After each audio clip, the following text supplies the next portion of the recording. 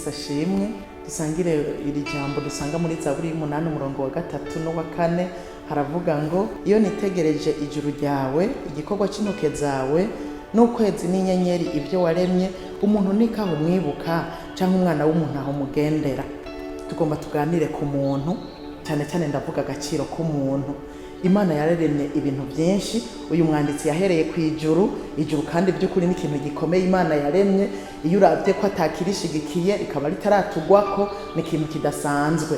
Aravuga n'ukwezi n'inyenyeri n'ibindi byinshi Imana yaremye, kandi umwana w'umuntu ni kimwe mu bintu byinshi Imana yaremye. Ariko nagenda kwibutsa yuko umwana w'umuntu Imana yamuhaye agaciro kadasanzwe gusumba ibyo yaremye byose.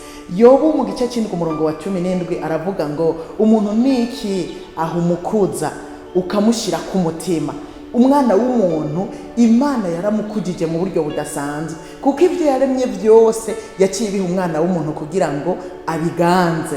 Si ibyo gusa, Imana yaradushize ko n'umutima. Ibyo bigaragazwa n'igihe umwana w'umuntu yacumura, icyaha rero cyaciye kimutandukanya n'Imana. Ariko tumaze gutandukana n'Imana, Imana irarabibona ntivyoguma gutyo, ikirungika umwana wayo w'ikinege kugira ngo aze kongera kuduhuza n'Imana, twongera tugira imigenderanire n'Imana. Bisigura ngo Imana yaremye umwana w'umuntu igomba ngo babane, bagumane hafi na hafi. Kanatsinda nitwebwe yahaye ububasha n'ubushobozi bwo kumuhimbaza, bwo kumushima biciye mu majambo, biciye mu ndirimbo. Ubwo bubasha nitwebwe yabuhaye. Imana rero yaremye umuntu imuha agaciro kadasanzwe. Ewe mwana w'umuntu, nagenda kubwire ngo uruwa agaciro ntiwiyanjanjwe ko Imana yaraguhaye kuganza. Ganza, gira ububasha, uvuge, wature, ureme, kuko Imana yaraguhaye ububasha, yagutandukanije n'ibindi byose yaremye. Imana iguhezagira.